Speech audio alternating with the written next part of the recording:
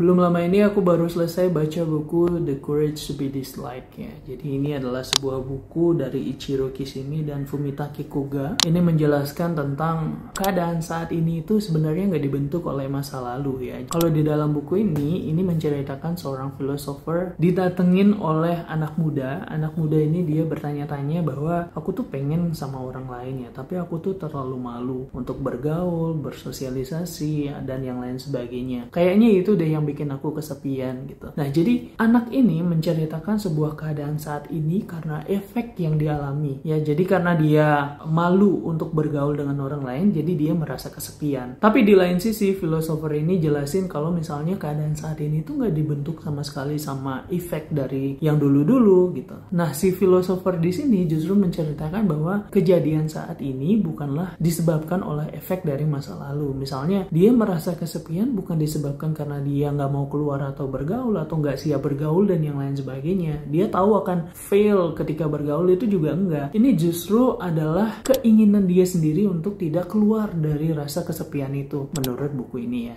Jadi si filosofer di sini diasumsikan mengambil point of view dari psikologis namanya Adler. Adler di sini membedakan point of view-nya dengan Freudian psychology ya. Bahwa Freudian psychology itu melihat sebagai ideologi, tapi Adler di sini melihat sebagai teleologi. Teleologi artinya yang tadi bahwa keadaan saat ini atau current state ya, perasaan kita saat ini itu bukan ditentukan oleh kejadian masa lalu, tapi kejadian saat ini terjadi karena kita memilih untuk seperti itu. Ya, jadi misal aku seneng nih, aku seneng karena aku dibeliin kado. Jadi aku bilang aku seneng karena dibeliin kado oleh orang tuaku, itu adalah perspektif yang diberikan oleh Freudian psychology. Tapi kalau misalnya kamu lihat Adler di sini adalah kamu seneng karena dibeliin kado, ya ketika kamu dibeliin kado dan kamu buka, kamu memilih untuk seneng. Nah, yang dilihat adalah ketika kamu memilih untuk senengnya itu, bukan karena kamu dibelikan kado. Jadi kemampuan-kemampuan itu yang ditunjukkan di dalam buku ini ya. Jadi kalaupun kamu bilang kamu nggak pengen bergaul dengan orang lain karena kamu takut fail, kamu takut nggak nyambung dan yang lainnya, ya karena you choose to be like that gitu. Karena kamu memilih untuk